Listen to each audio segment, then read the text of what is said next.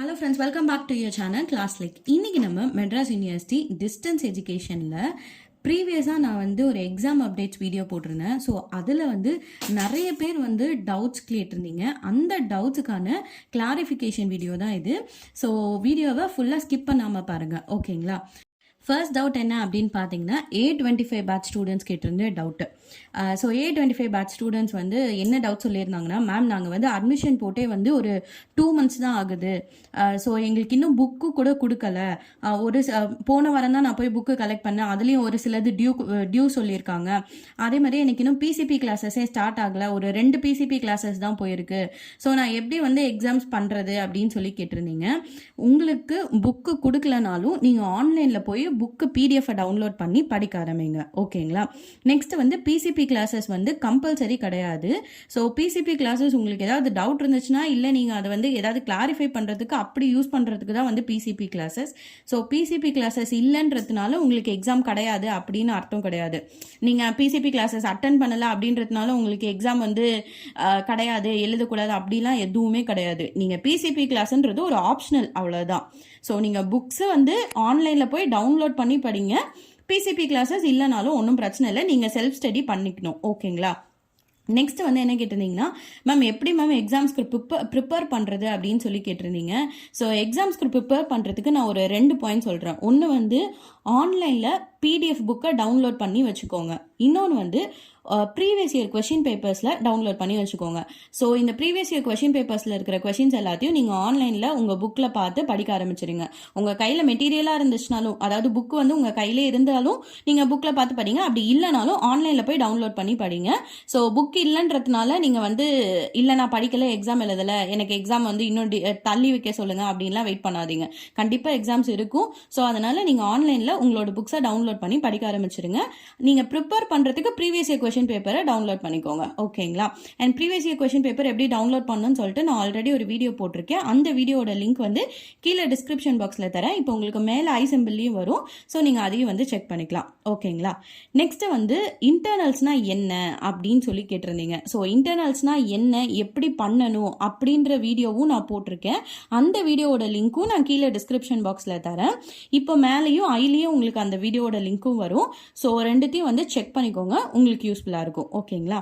Next internals எப்போ ma'am open ஆகும் அப்படின்னு சொல்லி கேட்டிருந்தீங்க. ஸோ உங்களுக்கு இந்த 15th November exam fees payment portal open ஆகுது இல்லைங்களா? அதுக்கப்புறம் தான் உங்களுக்கு இன்டர்னல்ஸ் ஓப்பன் ஆகும். அதுக்கப்புறம் தான் நீங்கள் இன்டர்னல்ஸ் பண்ணுற மாதிரி இருக்கும், சரிங்களா? ஃபைன். இன்டர்னல்ஸ் ரிலேட்டடாக வேறு ஏதாவது அப்டேட் வந்தாலும் நான் உங்களுக்கு வீடியோஸ் போஸ்ட் பண்ணுறேன். ஸோ சேனலை கண்டினியூஸாக ஃபாலோ பண்ணிக்கோங்க. ஓகே, இப்போது நெக்ஸ்ட்டு C25 பேட்ச் ஸ்டூடெண்ட்ஸ் கேட்டிருந்த டவுட்டு. அவங்க தான் நிறைய பேர் டவுட் கேட்டிருந்தாங்க. மேம் இந்த மாதிரி எனக்கு ஃபஸ்ட்டு செம் இருக்கா இல்லையா, இப்போ எழுதுறது ஃபஸ்ட்டு செம்மா செகண்ட் செம்மா, இல்லை நான் ஃபஸ்ட்டு செம்மு செகண்ட் செம்மையும் சேர்த்து எழுதுறேனா அப்படின்னு சொல்லிட்டு நிறைய கன்ஃபியூஷன் C25 பேட்ச் ஸ்டூடெண்ட்ஸ் தான் சொல்லியிருந்தீங்க. ஸோ நான் உங்களுக்கு தெளிவாக என்ன அப்படின்ற ப்ராசஸ் சொல்கிறேன், சரிங்களா? கோவிட் டைமில் எக்ஸாம்ஸ் ஒரு 5 to 6 months வரைக்கும் டிலேவாக, அதாவது தள்ளி வச்சிட்டு இருந்தாங்க, ஓகேங்களா?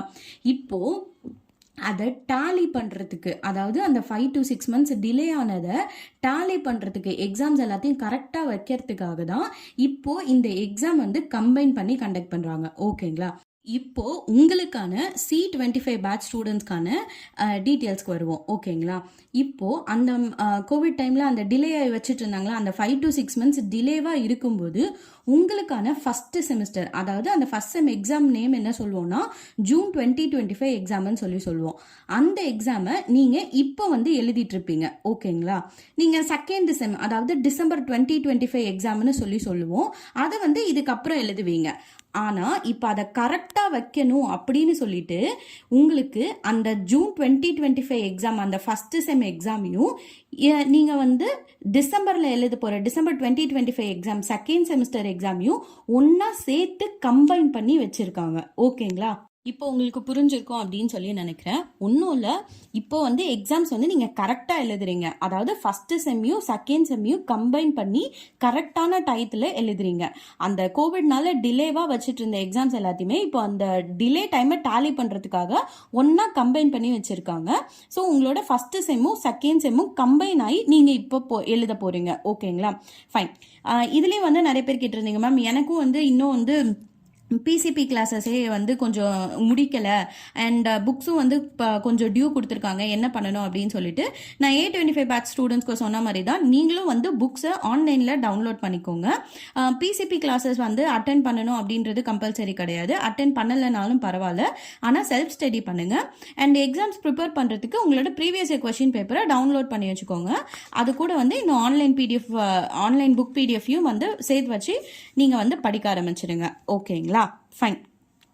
நெக்ஸ்ட் டவுட் என்ன அப்படின்னு பார்த்தீங்கன்னா, நிறைய பேர் வந்து சொல்லியிருந்தீங்க, மேம் நீங்கள் வந்து பிடிஎஃப்பை பார்த்துட்டு யூஜிக்கு பிஜிக்கு அண்ட் டிப்ளமோ அண்ட் சர்டிஃபிகேட் கோர்சஸ்க்கு தான் வந்து இந்த டீட்டெயில்ஸ் வந்து சொல்லியிருக்கீங்க. நான் வந்து எம்சிஏ சோஷியாலஜி, நான் வந்து எம்பிஏ, எனக்கெலாம் எப்போ மேம், எனக்கு என்ன டீட்டெயிலு, எனக்கு என்ன அப்டேட் அப்படின்னு சொல்லி கேட்டிருந்தீங்க. இந்த யூஜி பிஜின்றதெல்லாம் வந்து டிகிரி நேம். ஓகேங்களா? நீங்கள் சொல்கிற எம்சிஏ எம்பிஏ இதெல்லாம் வந்து டிபார்ட்மெண்ட்டு. ஸோ பிஜி டிகிரிக்குள்ளே தான் இந்த எம்சிஏ எம்பிஏலாம் வந்து வரும். ஓகேங்களா? ஸோ இந்த பிஜின்னு சொன்னாலே எல்லாமே காமனாக சேர்த்தது தான் அர்த்தம். ஓகேங்களா? உங்களுக்கும் பிஜி அப்டேட்ஸ் தான். சரிங்களா? கன்ஃபியூஸ் ஆகிக்காதீங்க. ஸோ இது இல்லாமல் உங்களுக்கு வேறு ஏதாவது டவுட் இருந்துச்சு அப்படின்னா கீழே கமெண்ட் செக்ஷனில் கேளுங்க. இந்த வீடியோ யூஸ்ஃபுல்லாக இருந்துச்சுன்னா மறக்காமல் லைக் பண்ணுங்கள். Thank you for watching my channel. Bye bye.